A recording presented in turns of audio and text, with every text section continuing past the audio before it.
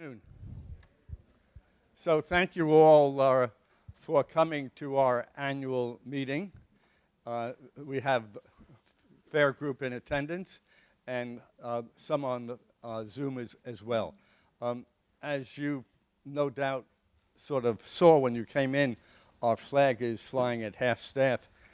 And I thought it was only appropriate that we stand in honor for a moment and recognize those who have fallen in the tragedy of yesterday.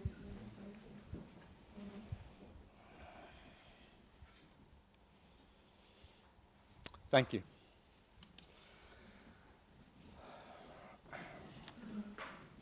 So it's much better to be here in person than in Zoom. Let's sort of begin. So this is a slide that I sort of put up last year, and it sort of highlighted the passage that we all made from the old world, pre-COVID land, bottom left, through the unknown sea, replete with its monsters of COVID-19 and the like, to safely land on terra firma. And there were no doubt times where the passage was rough, and it wasn't perhaps all that we liked, but at the end of the day, I think our outdoor dining was a success.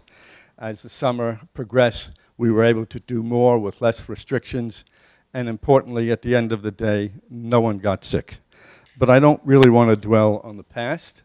I'd rather like to talk about this afternoon the summer of 2021, or life on terra firma. Next slide. Here we are. And July was certainly sunny, but the COVID monsters in the bottom left really still lurk. The 2021 summer really began with the conclusion of the 2020 summer. And having read Baker's book, I've become a great fan, and always was, of his notion that prior preparation prevents poor performance.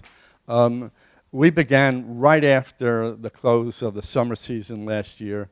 With the first thing we did was to, headed up by Al, where's Al? We had a search committee for a new chef. And with the strong recommendation of Christian and Stephen, we hired Nico Fix. Nico is here. And I think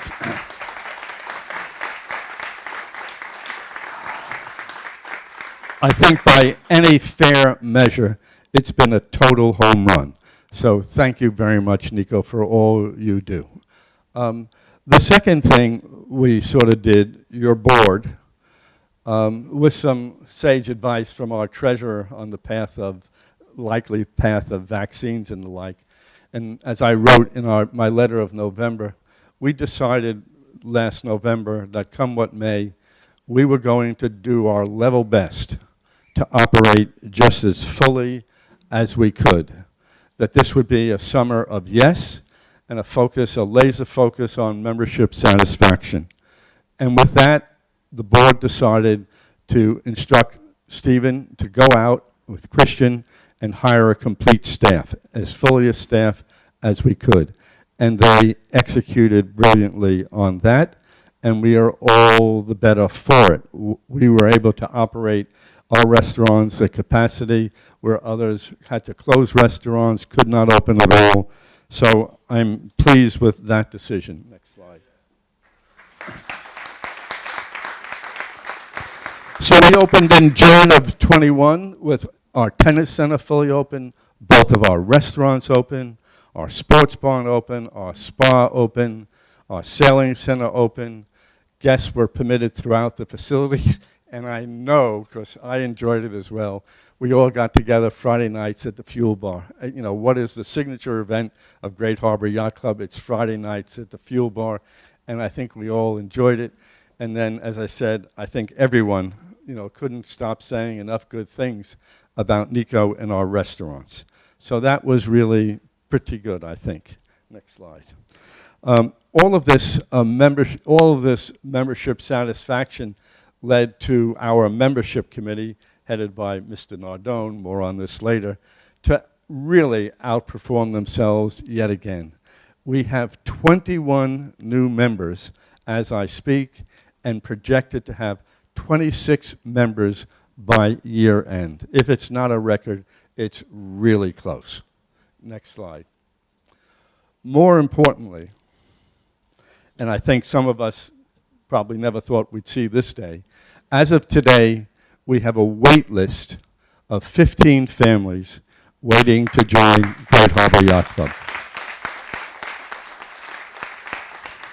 To put some of this in perspective, we had as late as 2016, 63 families on a resignation list.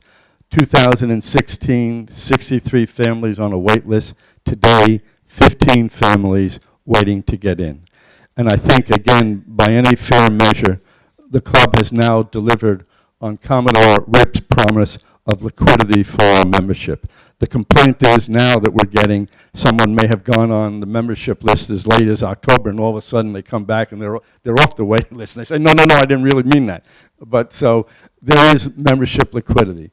There's membership liquidity in spite of, and we think justifiably, we now have raised our initiation fee from $400,000 to $425,000, effective as of November 1st. So no problem there. Also, and importantly for our founders and others, our ARMS sales ratio has gone from 7-to-1 to 4-to-1. So where we used to, for every 7 memberships we sold, we'd sell 1 ARM. We're now down to 4. Every 4 memberships we sell, 1 is an ARM. I think our record of new members and the existence of a waiting list, to me, is the best measure of overall membership satisfaction. People are speaking with their feet. Added to the new members at the Yacht Club, we have 17 new tennis members sold over a 2-year period. And not to get too granular, and some of you may not be aware, but some of these memberships, there is an equity deposit, and in the early days, the club is responsible for those repayment of those membership deposits when the member resigns. Several years ago, that was changed, so that with each new tennis membership, the contingent liabilities of the club in respect of these memberships is eliminated. There are now only 6 families waiting to resign from our tennis center. Next slide. I'm equally pleased, and the board was unanimous in its decision when Robert Young here someplace, brought us the possibility of purchasing 56 Union. It was a complete agreement of the board to go forward with 56 Union. To me, this is a vote of confidence in the future and the strength of this club. It gives us numerous possibilities. We started out thinking about maybe just including it as for off-season dining. It has morphed to maybe considering a multi-purpose center serving all segments of the membership. And yet, as we got into this more and more, and Matt Dwyer is leading the charge on all of this, it really became a chance to reimagine the entire Great Harbor campus, integrating better 56 Union with an underutilized boat barn and sports barn. So you will hear more about this from new Commodore Fowler and Vice Commodore Dwyer in the coming months, but it's an exciting opportunity for us to really expand and integrate and improve on our facilities right here at water's edge. Next slide. So, as I said, July, the sun just shone just as bright as it could be. Come first week of August, the COVID variant came back again. This required some mid-course adjustments, and the board again tried to implement a series what I would characterize as reasonable risk mitigants. We understood we were not going to be able to eliminate a disease, but we felt we had to act to try to take reasonable steps to mitigate the risk of contagion. So what did we do? We closed the spa for some pretty obvious reasons.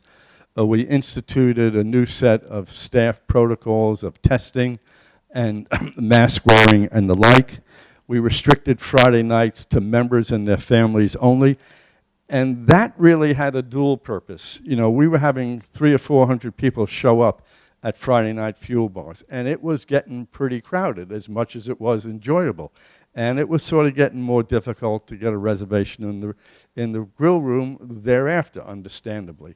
So by restricting Friday nights to members and their families only, it allowed many of our members to actually speak to fellow members and their families at Friday night, and it made it a little bit easier to get reservations. What will happen next summer, we'll see what the Commodore says, but I would hope we'll continue it, or maybe we'll rotate it. But it was a sensible risk mitigant. The other, another one of our risk mitigants that we implemented was a new set of wedding safety protocols. People coming from all over the country, maybe even the world, you could look outside and see. And we determined early on that we were going to insist that anyone that comes on the facility be vaccinated or produce a negative test. And I wanted to thank each member, and there were several of them, for their understanding and their support of these protocols. It was in everybody's interest that be adopted, and the members were all very responsive, and for that I am very thankful. So with these adjustments, I think the club remains open with virtually all of its programs and offerings. And Christian tells me we're going to be able to run our dining rooms through the first week of October. Is that right, Christian? October 8th with a great menu which combines the best of the upstairs and the downstairs. We sampled the menu last night, and if you haven't, I really do commend it to you. It's going to be it's a super menu, again, executed by our new head chef. And for those of you who care about such things, the proverbial bottom line, I'm pleased to report that we anticipate operating this club this year with an operating profit of approximately $350,000. In the 8 or so years that I've been on the board, we haven't achieved that in, quote, normal years in many years. And again, not to get too granular and not to sort of put so much emphasis on it, but on the advice of our accountants, we are also going to receive the benefit of a one-time employee retention tax credit, which will deliver $300,000 to the club sometime this fall.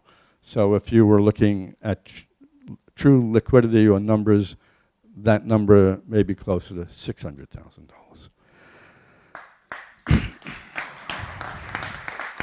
So that's the report of the state of affairs of the club for 2021 on terra firma. One sort of what I think is probably obvious point, but it's critical to say it. Management is what I consider to be a team sport. It involves each of these individuals who have spent countless hours on your board. You know, I bother them on Saturdays, on Sundays, emergency meetings. So I'd like, please, our board to stand to, you know, acknowledge them and thank them, each and every one of them, for their enormous contributions.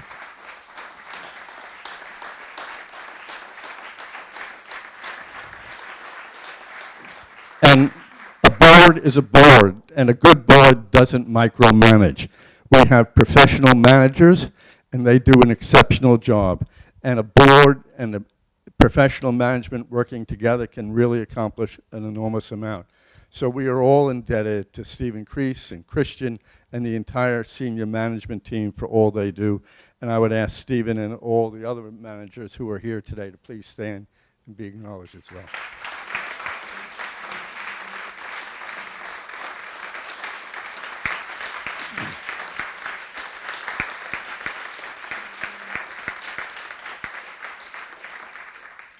And it really goes beyond that. Next slide. Kerry, next. There are a whole bunch of committees here. And this place could not do all that it does without the work of a very large committee staff.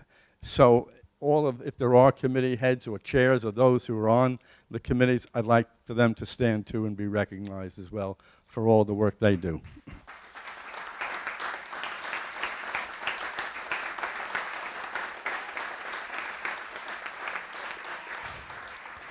More on this later, but if you're counting, there are approximately 85 members of the club who are contributing through board participation or committee membership participation. That's in addition to the 12 or so full-time managers and the 128 full seasonal staff. It's a large group of people, but it takes a large team to deliver the sorts of performances that we've had. So thank you, one and all. Cece.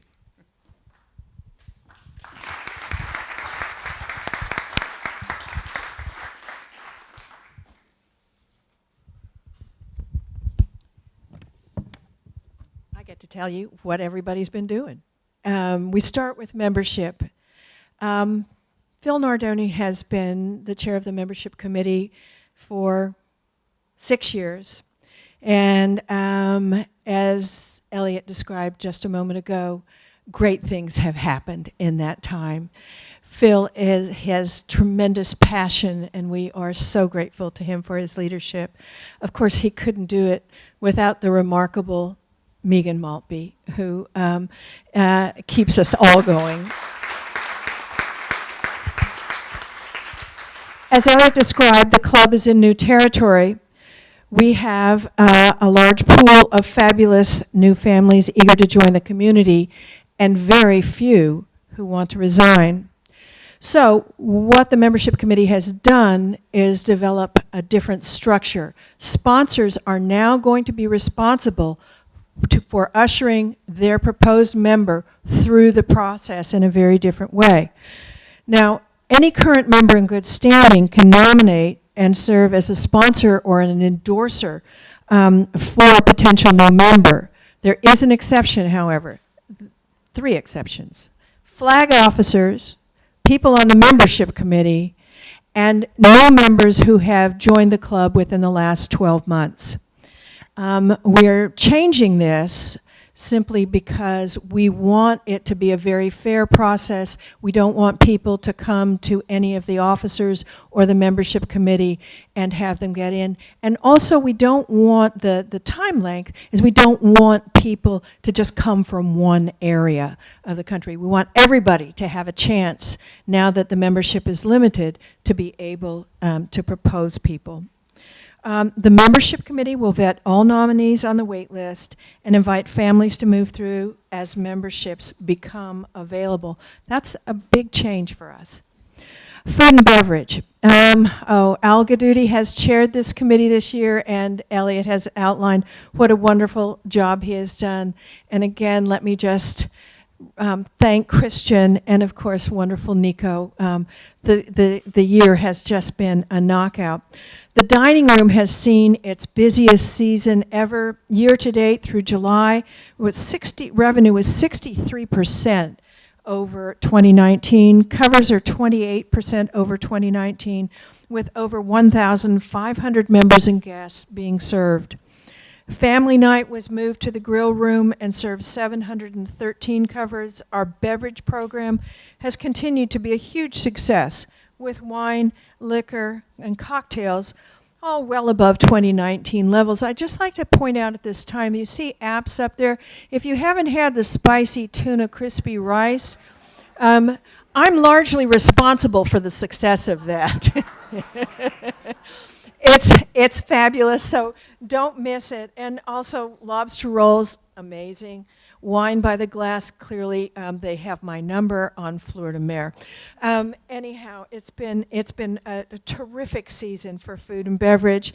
The dining room, as Elliot said, will be open until August 27th. If you don't know, that's today. And then the grill room until October 7th. But Nico and his talents will move down to the grill room, and so we'll have a combined grill room and dining room menu going forward until October. We look forward to a busy September and October in the restaurant. Social highlights. Well, Mariana Brewster chaired this committee, and it was a great season for social events. She couldn't have done it without that power package, Sarah Story over here, who everyone who has worked with absolutely adores. Thank you, Sarah, for all you've done.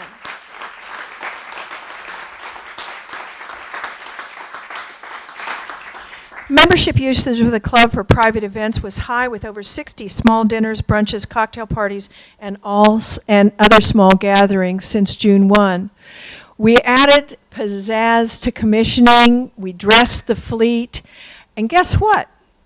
We combined it with membership, and we had 200 people more than we had in 2019. So instead of 76 people, we had 276 people. A great success. We changed the format for the ladies' welcome dinner to a cocktail party, and it was loved by everyone. I happened to be having dinner that night with some other people after the ladies' event, and the women didn't leave. They didn't leave the cocktail party, and then they all came in and had dinner together. It was a great event and speaks to the camaraderie that is present at the club. Boat Barn Ball was a huge success once again, with 250 guests, 20 more than we had in 2019. No events include family movie nights on the lawn, food truck, tennis mixers, and chats with Cheryl, which have been fascinating. All those things and more will be around next season. Tennis and Swim Center. David Cheever, who has been committee head for tennis and swim, did a wonderful job again this year with fabulous John Liernick and the tennis team staff. It was the best season ever. I used to see Phil out there at 7:30 in the morning. On Monday and Wednesdays. Revenue for private lessons and clinics is 33% better than budget through July, and almost 20% better than 2019. The trend continued in August. We have almost 2,900 lessons and clinics through mid-August. That's a lot of tennis lessons, ladies and gentlemen. If you're not over there, you might want to consider going over there. I started this year for the first time, and it was really great. Pro shop sales are the highest they have ever been, surpassing a full year budget and all of 2019 by the end of July. The tennis clubhouse closes September 30th, but courts will remain open for a few weeks thereafter, weather permitting, and the new lights that were installed this year will help extend the season. The clubhouse. Facilities has been run by Matt Dwyer for forever. I think that's an accurate number, isn't it? Yeah. And we are grateful. Matt has to step down this year because, he's going to have a new job. And so we are grateful to Matt for his service, and to the wonderful Billy Kaiser in the back of the room back there, Mr. Fix-It himself.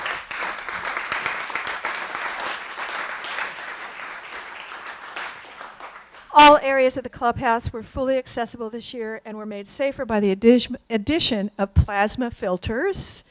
The fireplace in the lobby was converted to gas, so it's easy to use now. And even on those cold, foggy mornings, it's pretty nice to come into the clubhouse with a fire going.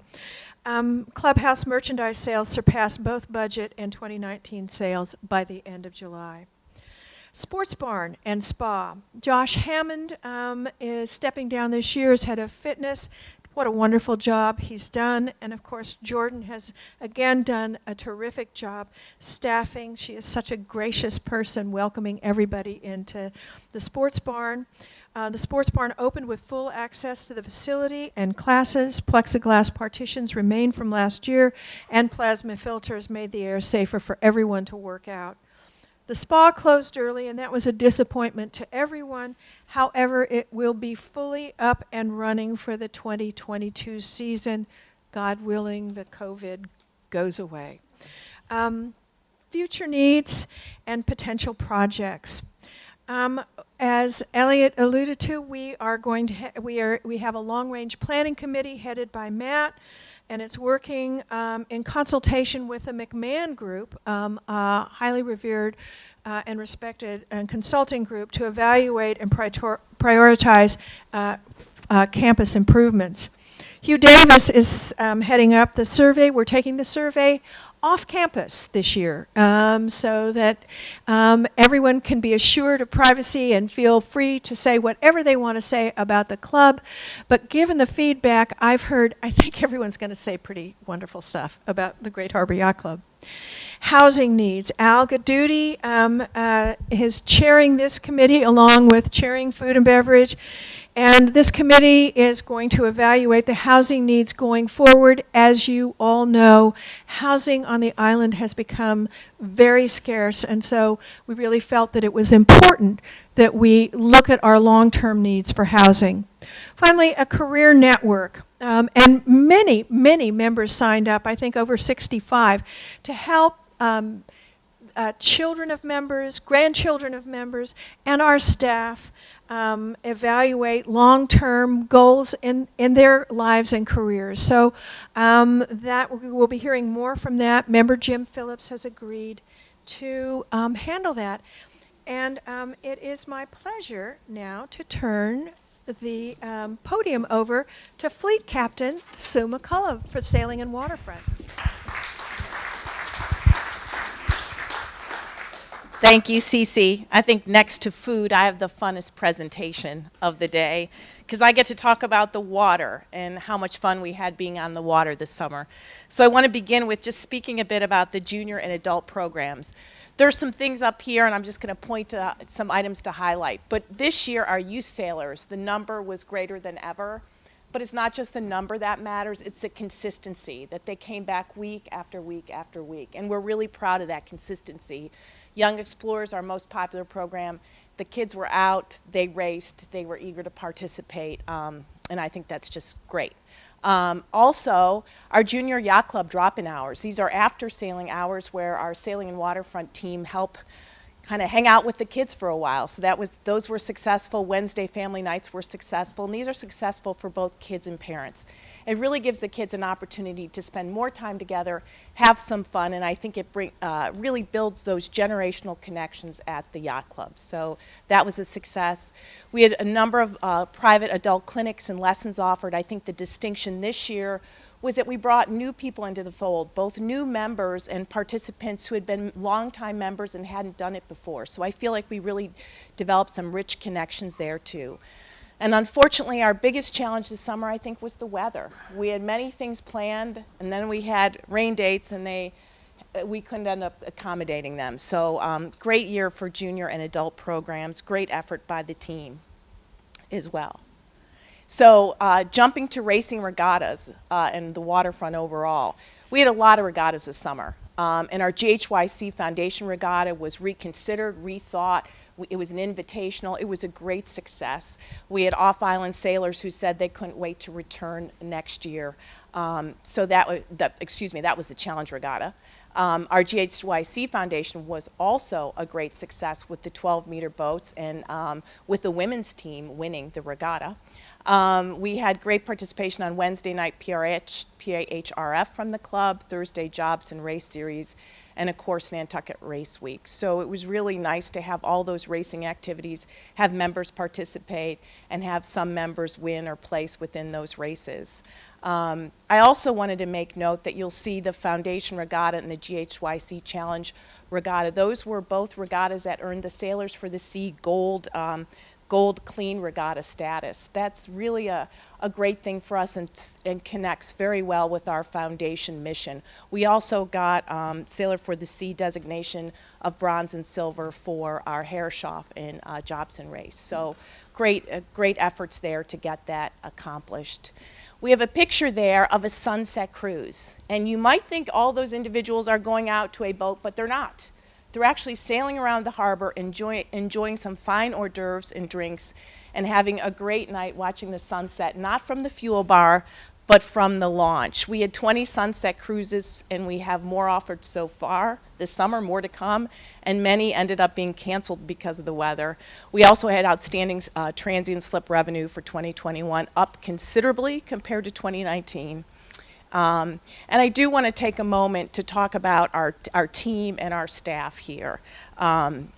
We just had, like everyone else at the club, we were short-handed, short-staffed. We had to figure out how to get things done.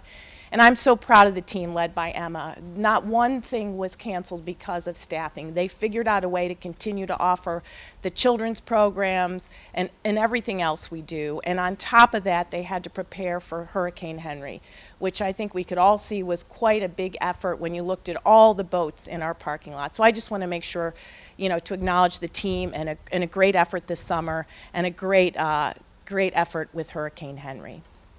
Finally, yes.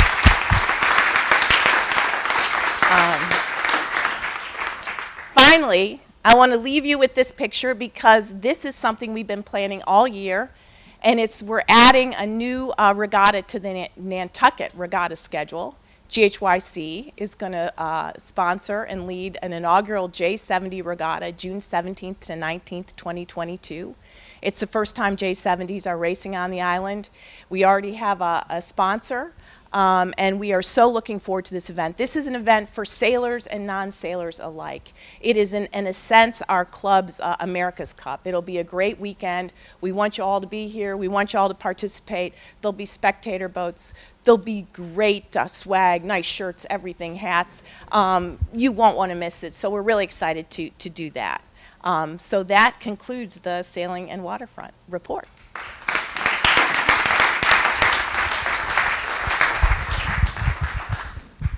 Thank you, Sue. Well, my presentation won't be as fun as that, but it's very important, and I'm standing up here delivering what is one of the best, if not the best, set of financial results for the club in its 18-year history, which I think is a big deal.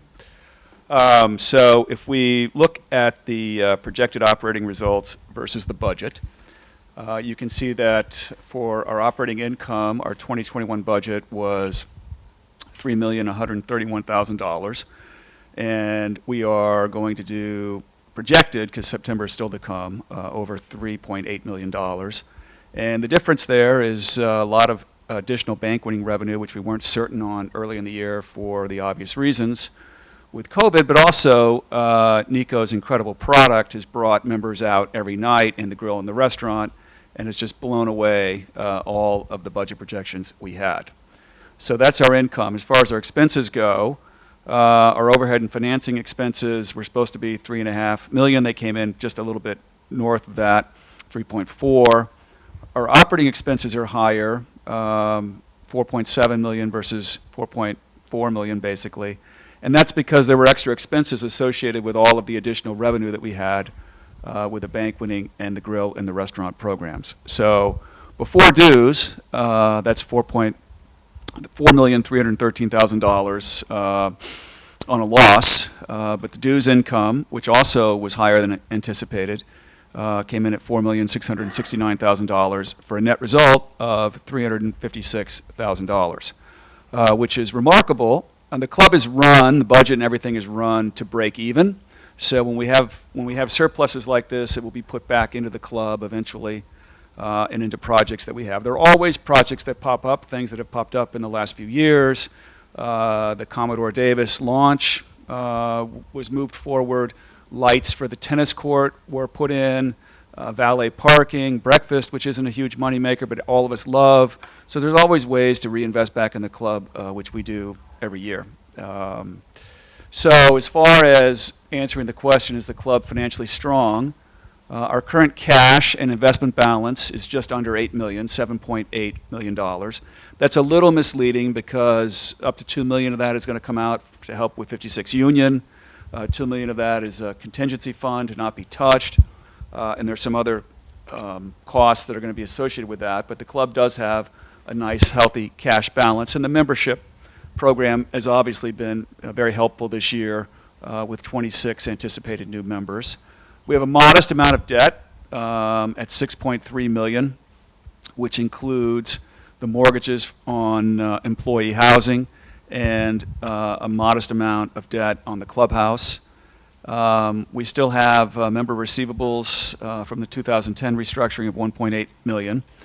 The net book value of the club's fixed assets, which are the site and location, the building, et cetera, we really don't know how to value this, but it's probably gone up a lot, right, in the last few years, so we carry that at $59 million. We have 5 treasury memberships, which were part of a much bigger campaign many years ago when the club very wisely bought back a number of memberships at a discount, and we can reissue those at the current price. We have 5 of those left. And then our 2020 audited financials, we had a clean opinion. So most importantly, for a lot of people in this room, we were able to purchase 56 Union without an assessment and without any inconvenience really to the members whatsoever, to try to make the campus even better with a combination of the cash, which I talked about, and we sold some treasury memberships, and we're going to, which is where some of that cash came from, and have a loan from First Republic. So we are very excited about 56 Union. I think it was a really important mandate for the board and the club that we get it done. We talk a lot about the opportunities for contiguous property as a yacht club. That's abnormally important. So you know, there are always projects going around the club. So thank you very much.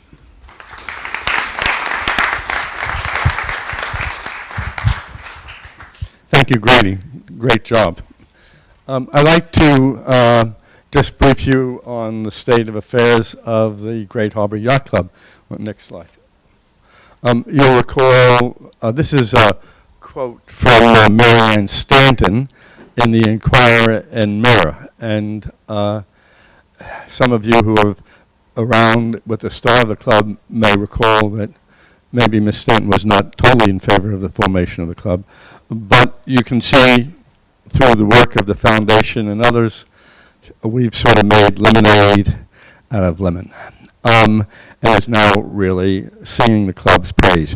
In 2018, we determined to form a foundation to be seen and to be part of the solution to Nantucket's problems, to be seen to be giving back to the community. That was foremost in our minds. And the harbor has always been central forever from the day of formation of Nantucket. The harbor has been central to the vitality of the Nantucket community. And the harbor is likewise central to virtually all that we do.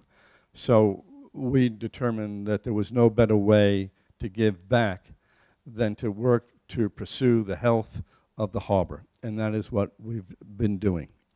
We were formed in 2018. We began to do 2 initial studies. The first was a shellfish study, which we expended $25,000, but importantly,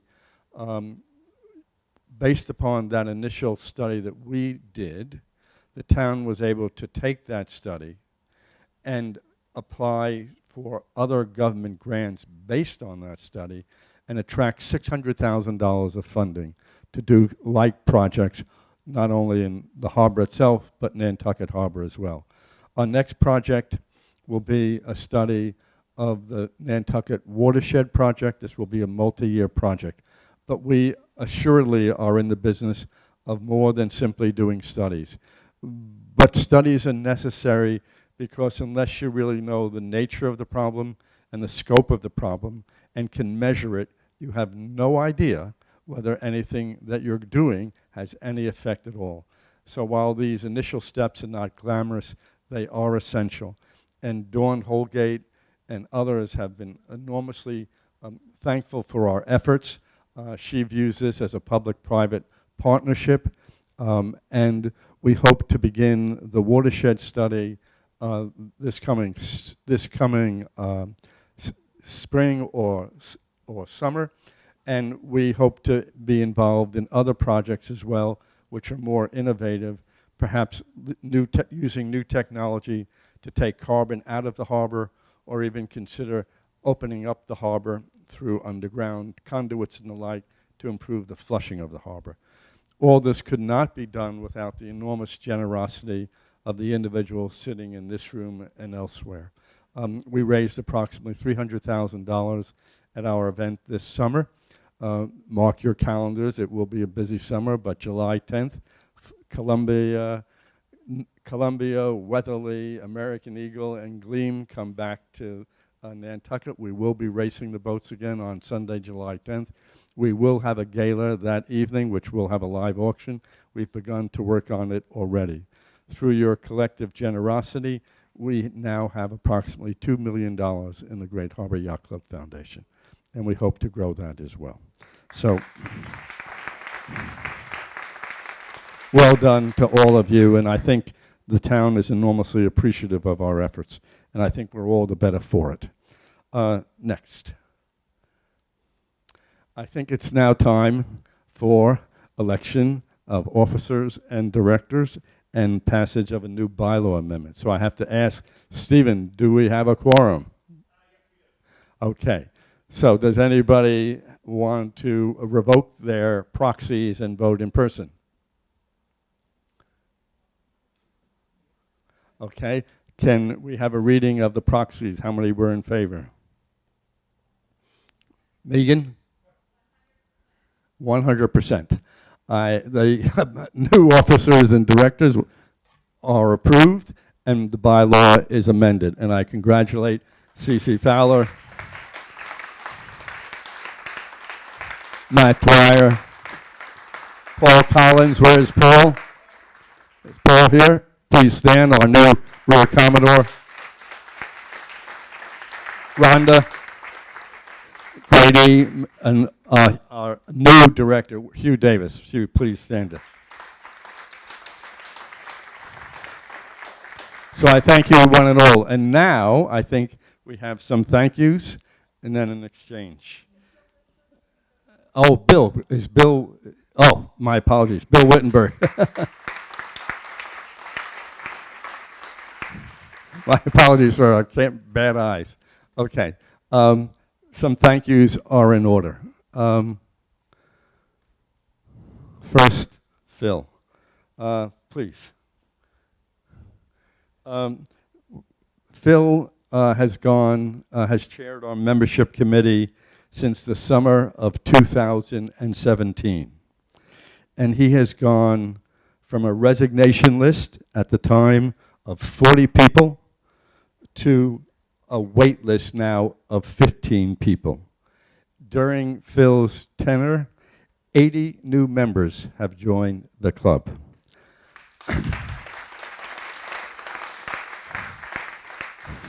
42 in the last 2 years. And 15 members on a wait list. And I know Phil joins me. As good as Phil is, and as Cece mentioned, none of this gets done without the enormous hard work of Megan Malpe. So where is Megan? Come on. Come on. Okay, so I'd like to present Phil with a Burgee. Thank you very much. Thank you. I appreciate it.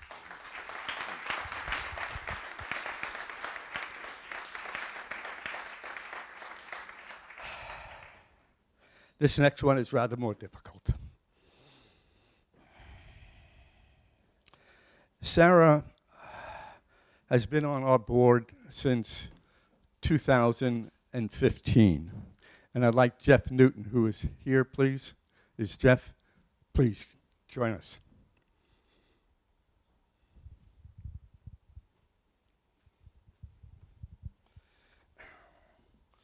This is the Burgee that otherwise would have gone to Sarah.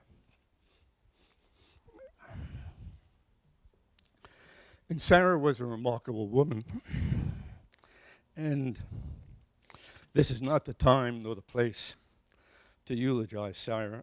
And in truth, I could hardly do the subject justice. But I would like to take a moment to talk about Sarah's enormous contribution to this club. As I said, Sarah and Jeff joined the club in 2013. And in 2010, Sarah joined the House Committee. And at that time, you saw all the pictures of these kids sailing. There was virtually no children's program. And Sarah, being Sarah, researched the whole thing, thought what other clubs were doing, and really was instrumental in developing the junior yacht program of this club, and indeed the children's programs throughout the club. Sarah not only was on the House Committee from 2010 to 2021, which she chaired the last 2 years, she was on the membership committee from 2011 to 2021. And while Phil's committee had 15 members on the committee.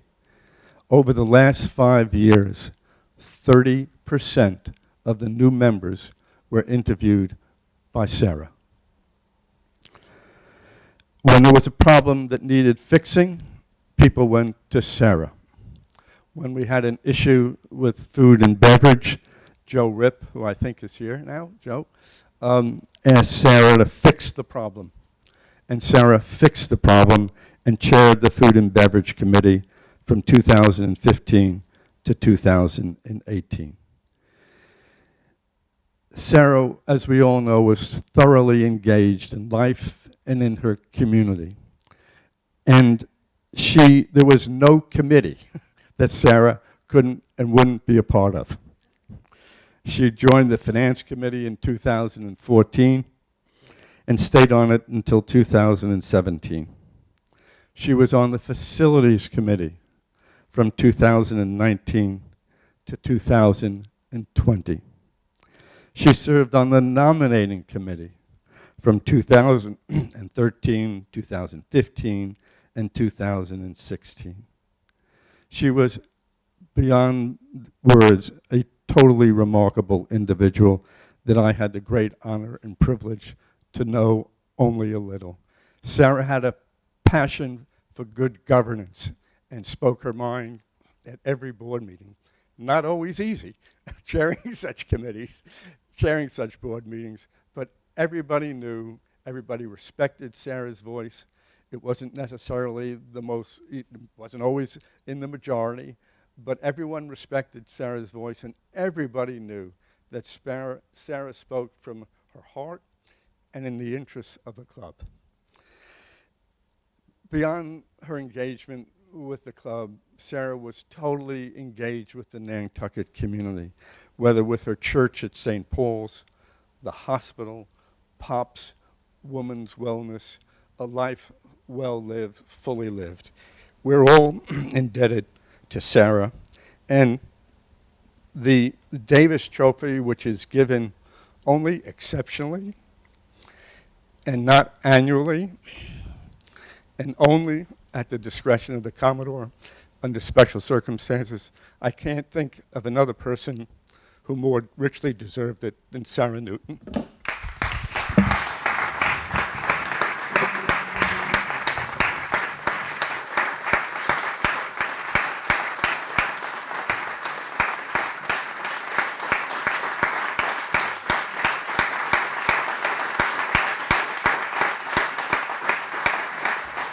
So I know this is not easy, Jeff, but I thank you for being here and for the whole family. Thank you.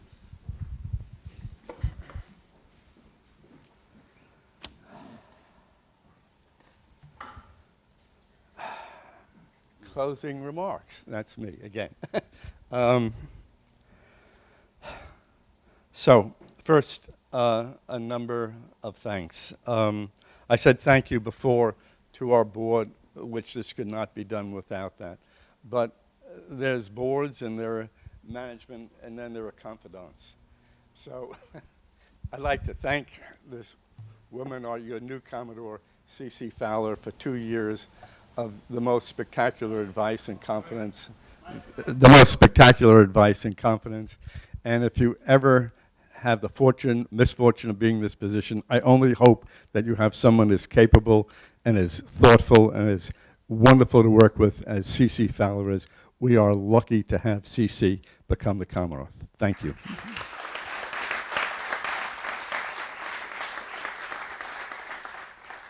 So it's been my honor, distinct honor, to serve as your Commodore for the last 2 years. And I want to thank you for the privilege of service, which I strongly believe in. As you saw before, there are 85 people of your members that are participating in the management of this club. This membership is enormously accomplished. There's not an individual seated here today or listening in that hasn't done super things. And the strength of this club has always been its membership. And the more people participate in the management of this club, the better we all are. So if you see a problem, try to work to solve a problem. Get involved in the club. The club will be better for it, and you will be doing yourself a favor as well. It is ultimately a satisfying experience if one can say at the end of the day, I've left it a little bit better than I found it. And if that's true, then this board and your Commodore have done their job. So thank you.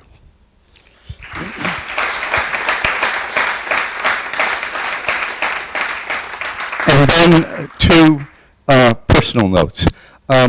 We all stand on the shoulders of others. And I would like to acknowledge also my predecessor, Ron Zarilla, who did an outstanding job in so many ways, and without which we could not be here today. Indeed, that haul out would not have happened but for the work of Ron and others in getting in new management. And I'm sure you all join me in wishing Ron a complete and full recovery from his recent illnesses. So, Ron, if you're listening, thanks.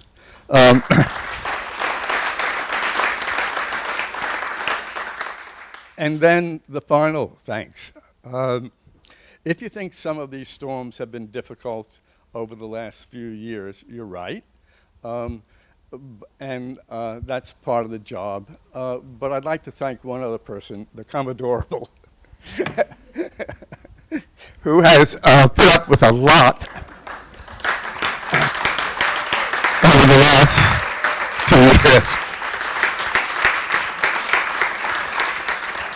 And if you want sage advice, see my wife. So thank you all. And with that, I think the floor is open for questions and answers. Susan.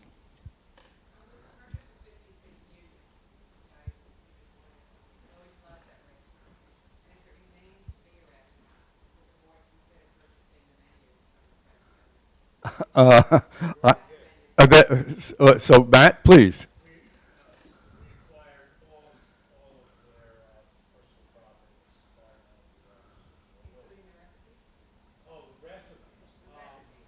We're on good terms with the former owner. I'm sure.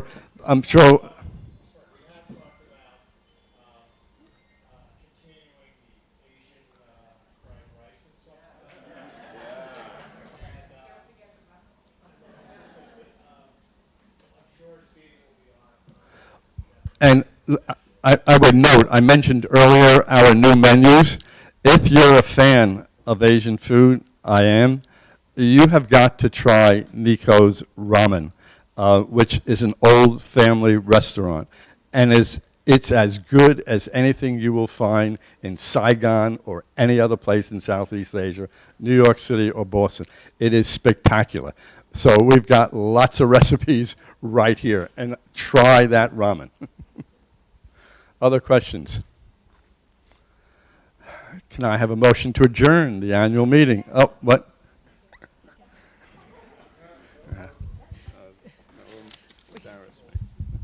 Oh, I'm sorry, we forgot. Oh, we don't, but we have one more thing to do. What? You have to sit down. Getting bossy as Commodore here. Every Commodore has his particular trials. Well, the Commodores that are in this room all know that. Some of you can remember all of them, others only heard reference in passing. When Elliot became Commodore, things were looking up at the club, and it was not unreasonable to think that this would be a pretty simple tenure. And then along came COVID, and his 2 years became an almost daily exploration of what to do to keep our members and employees safe in a global crisis.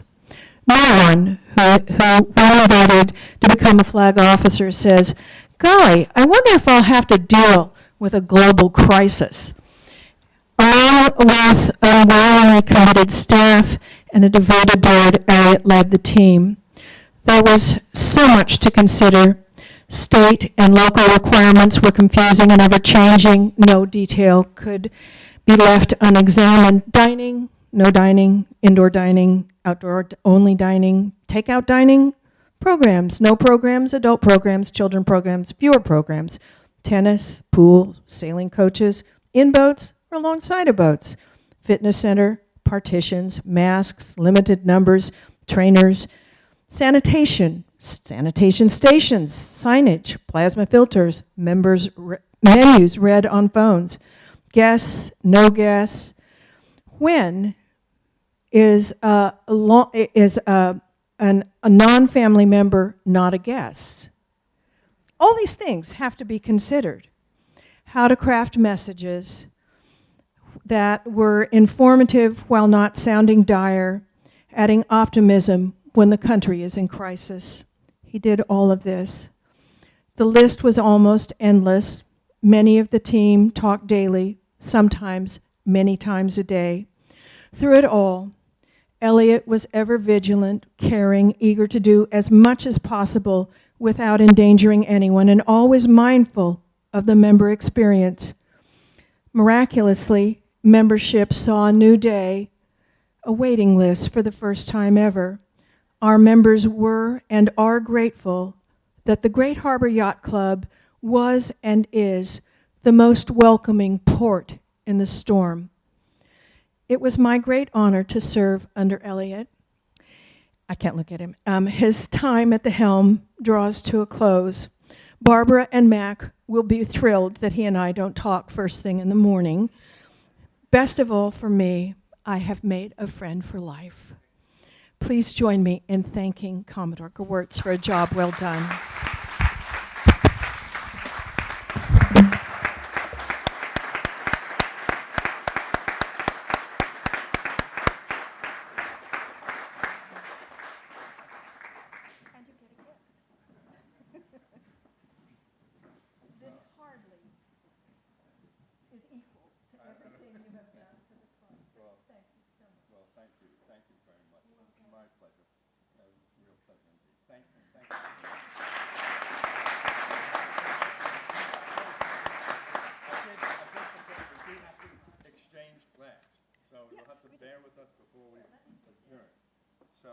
Stephen, why don't, okay, so while we're doing this, I think the first one is the best, and this is for our new Commodore.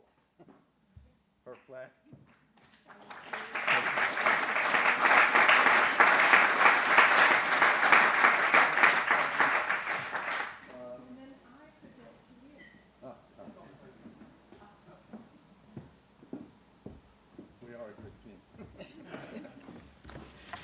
So, Elliot, here it is, the 3 stars. Congratulations, you earned them. Read it last.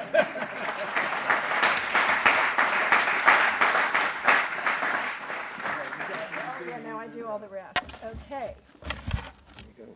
Thank you. Matt Dwyer, guess what? You're Vice Commodore. You're proud.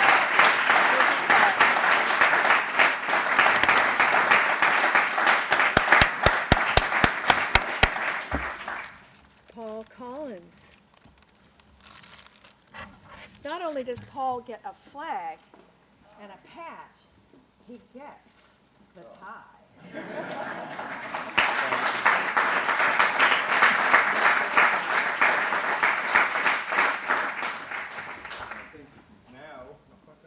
No, not quite finished. Oh, yes. Okay, so we have new members, and they also get the tie. So Hugh Davis, you don't have to put it on now, but come on.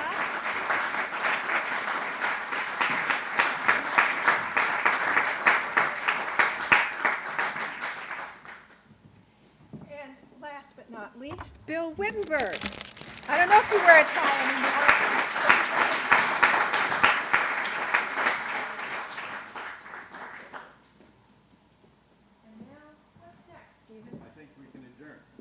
Oh, yes.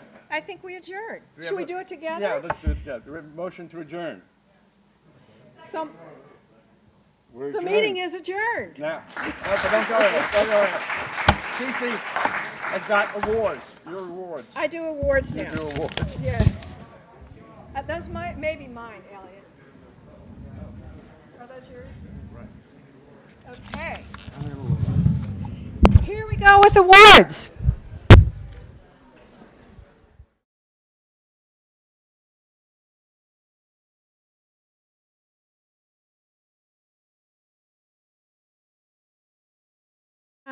But in his stead, David Cheever, long-term chair of the committee, will present the awards for tennis and swim.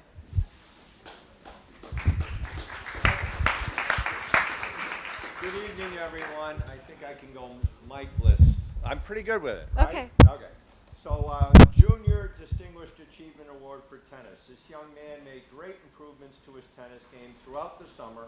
He was a participant in our Top Spinners Junior Tennis Clinic, but he also took private lessons.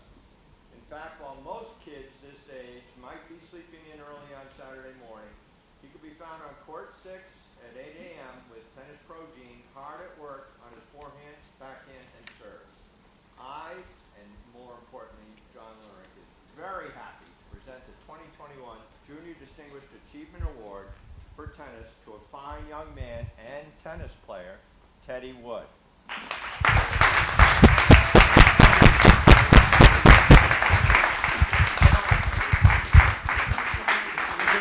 Fishing's next.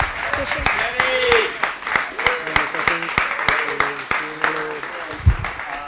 And we also have other awards that haven't shown up, so in the meantime, we've got a bag almost as big as you. And your name is going to be engraved on this forever. So, Ever. here. Congratulations. Teddy, you've got a mask. Can you mask off, buddy? All right. And you look right over there, and that's your best smile. Congratulations. Thank you very much. Okay, no problem. Sorry for everyone online. Thank you, Teddy. We appreciate it. We'll see you next year, and we'll work on your drop shots, all right? All right, this one is written, and I do not believe he is here. This is written by John. Oh, Teddy, your bag, I stole it. Sorry about that.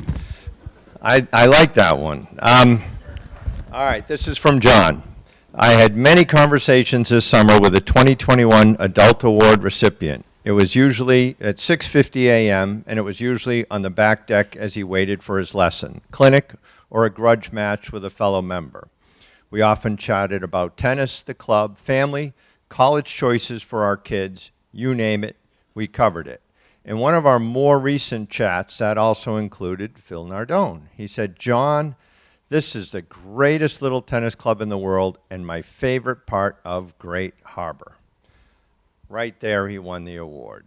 But in all seriousness, this member participated in everything. He took private lessons from all the pros. He's super competitive with a drive to improve every day. He hated to lose, but if he did, he was gracious in defeat. From lessons to match play, he made incredible strides in his tennis game. After playing all morning, he made us all look bad by jumping on the Peloton for another 2 hours. He and his family are favorites of the entire tennis and swim staff. When I think of a person who represents the GHY spirit, I cannot think of anyone better than this year's Distinguished Achievement Award winner for tennis. Before throwing his name out there, I'm adding, I love seeing his family running all over this club. I'm so excited as his kids have gotten older that you see so much more of them at the tennis. And it kind of feel like, not that he's mirroring my life, I hope he does much better, but he's like just picking up his game. He's there all the time. So it is, this year's winner is Carl Slatoff. Congratulations, Carl. And thank you very much from the tennis committee. Thank you, David. Next up is fishing. Corey, will you come up and help with the fishing? And I don't know if Nathaniel Mason is here to help with the awards.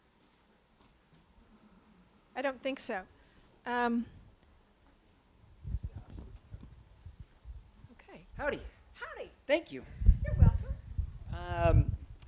Before I give any awards out, the first thing I want to say is I'm I'm an educator. I was an educator for a very long time. And so one of the things I'm most proud of with the fishing is you watching the kids grow.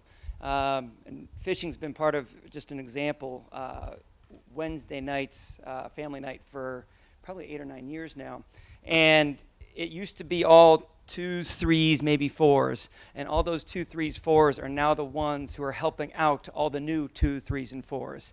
And it's now actually turned into, one of the things I said early on in the year was I want more help on the docks. And as much as Emma was awesome and offering more help, it turned into the members' kids were the ones who were helping bait the hooks, who were the ones helping take the fish off. And I found myself sort of being the guy standing there going, everything seems to be operating pretty smooth. And it wasn't necessarily because of adult bodies, but it was kids helping kids, which I think says a lot about this club. And everything you've heard tonight, it's the same exact thing as everybody helping each other. And to watch the kids do that part is pretty awesome. And we're seeing that not just Wednesday nights, but I'm sure we're seeing it on the lawn as well. But we're also seeing it in the Sunday night fishing, which has been a huge success again, of just people coming out and helping people. And I find myself being the guy standing there making sure everything's working rather than the guy having to tie lures on and do the little stuff. Pretty awesome that everybody's helping each other out as opposed to one person having to do it all. It says a lot about you guys as members and the club you wanted to create, and it's fun to be a part of. Now to get to the awards, there's a name that's going to be kind of coming up that was just mentioned, will be mentioned again. I'm going to give the Junior Achievement Award. This young man's been in his brother's footsteps for a few years, and he's come along, and it's amazing when people watch me take families fishing. They're like, okay, can that kid fish? What's his story? What can he do?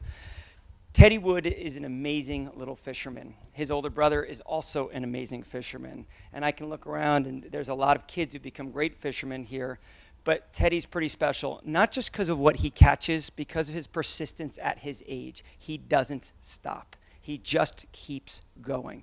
And it's pretty awesome when you can say that a 7-year-old is persistent and just doesn't want to go, to a point where he caught the fish that he's been trying to catch for the last 2 years this morning. Okay, and Albie, which a lot of people in this room wish they could catch, he went out and caught one first thing this morning, first light. And he's a kid who deserves this award, deserves all the success he has with fishing, with tennis, and everything else he does. Teddy, come on up. Congratulations, buddy.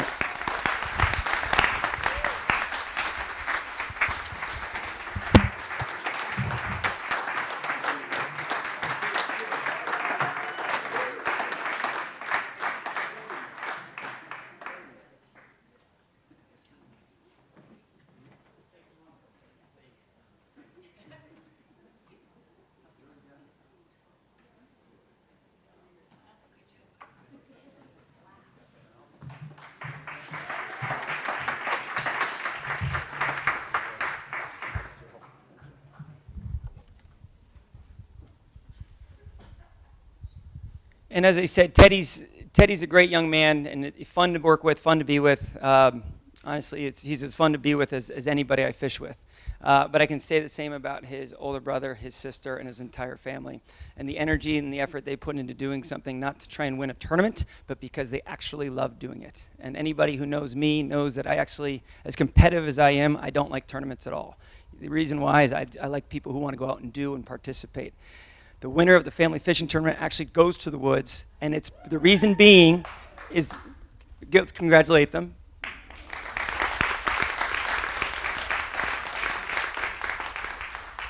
Fishing is not just about the one time you go out, but it's about going out and doing it. And these guys do it. They do it on their own. They do it at Brant Point. They do it at Great Point. They do it on their own. They do it on charters. They do it. They love it. And so it's a pleasure to present them with the family fishing tournament. There we go.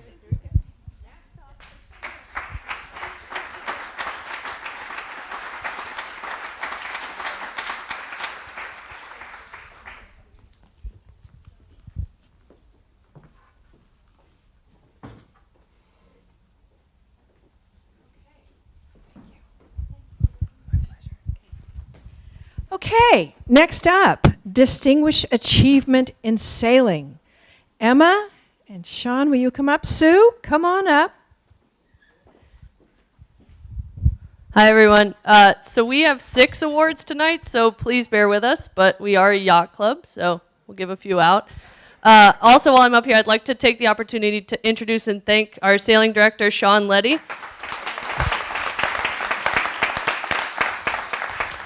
Sean has done a tremendous job this summer and all the summers before. This is his 4th summer with us, and I couldn't do it without him, so thanks again.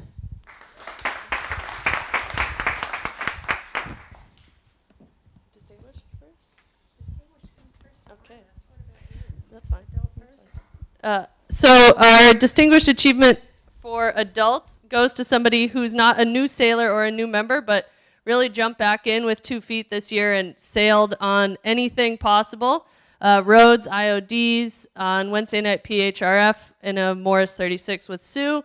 And after a few times out, he became a very sought-after crew member, and everybody wanted him on their boat. So this year's distinguished achievement goes to Bruce Turner. He's not here, but I know they're watching, so congrats, Bruce. And then the junior this year is somebody we should all look out for. Like we were saying, there's been a lot of up-and-coming junior sailors and consistent participation throughout the summer, and this kid does it all. He frostbites on an Etchells with his family and sails a J100 back in Rhode Island. This summer he raced on Opties, he raced on 420s with some of the other junior kids, as well as with his little brother. And honestly, one of the proudest moments for me was last night. We sort of suggested, hey, why don't you guys go out Thursday night racing on the roads? And there were 7 juniors that went out, and he was a bit nervous, but got at the helm of a Rhodes 19 with his little brother and with Maggie Wood. And they did an amazing job. There was no coach on board. They rigged it all by themselves. And I don't know, I was super proud, and I can only imagine how proud their parents were, but it was amazing. So Distinguished Achievement Junior this year goes to Wynn Hodgson.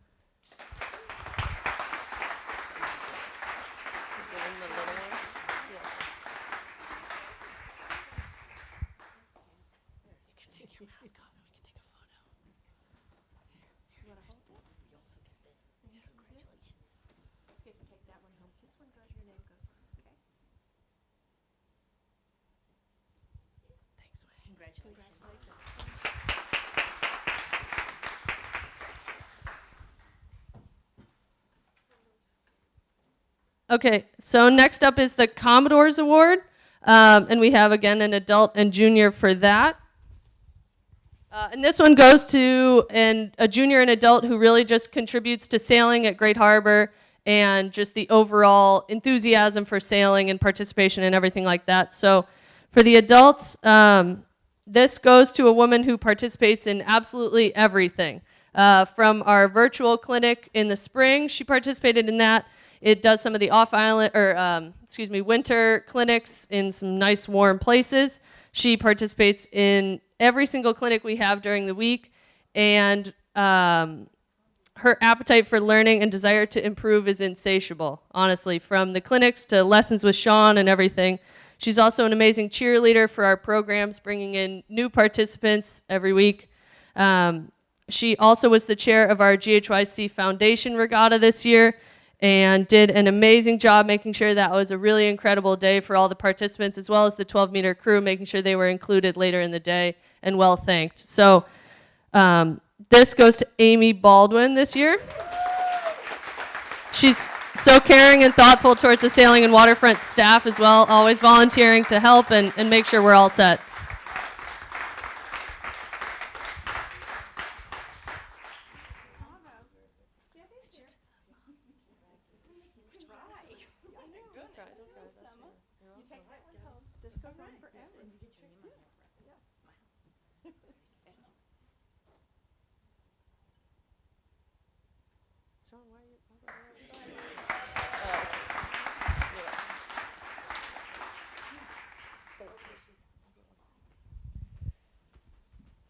And then similar to Amy's level of participation, there was a junior who also participated in almost everything we had, again with the virtual clinic in the spring. And then he jumped on the 12-meter sailing with his dad. He also got involved in the GHYC Challenge Regatta and some Rhodes 19 racing with Peter Barrett. And he's a really strong member of the 420 race team. He came to nearly every practice despite his busy schedule. He volunteered with Nantucket Star, which is an adaptive water sports program, and he also coached over at NCS a couple days a week. This is his last year, technically junior sailing, because he's getting older, but this year's Commodore's Award goes to Vaughn Slatoff. He's not here, but I know they're watching at home, so congrats, Vaughn. Okay, we have 2 more. Now we have the Crew Award.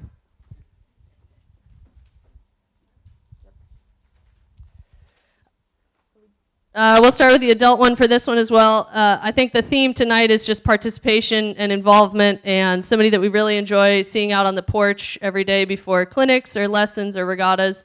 New member of the Sailing and Waterfront Committee, and a great participant in all our programs and racing. Got out there Thursday night, yesterday with Mary Collins, and also participated in the virtual clinic, 12-meter regatta. Everything was supposed to race in Nantucket Regatta on the 12 meters, or Opera House Cup, but unfortunately the storm got in the way. So this year's Crew Award goes to Kathy Stansky.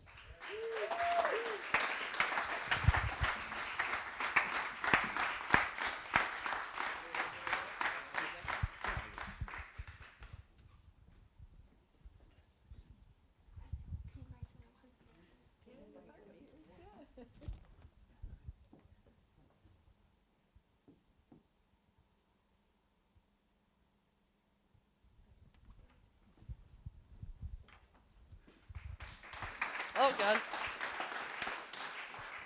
Okay, one more, and then you're on your way to Friday night cocktails. The Crew Award for Junior goes to a young man who's also been with us for a few years. And with each year, he becomes a little bit more a part of the Sailing and Waterfront family, and is even jokingly referred to himself as the Deputy Waterfront Director. So he is a member of the Opti race team and will be going up to the 420 race team next year. And he takes a lesson almost every weekend with Sean, I think honestly just so they can hang out. But this year it goes to Joss Klein, who is just a remarkable young man. I think anybody who's gotten a chance to meet him or sail with him, he is really, really cool. So he's at home. I sent the award home with a family member so that he could get it tonight. So congrats, Joss Klein.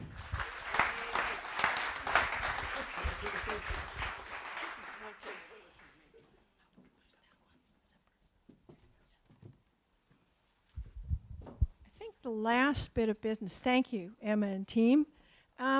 You may have noticed that the gentlemen get a tie. Well, the women are going to get a scarf. Unfortunately, it didn't get printed properly twice, so it's not available today, but it will be available at Christmas time. This is a women's scarf, really nice silk from England, and I think our women will be very proud to wear the new Great Harbor scarf. We can thank Megan and Kay Krill and group, Carolyn and Lisa, for helping with that. Now, I think there's only one thing left to do, and that's go to the fuel bar. So thank you all.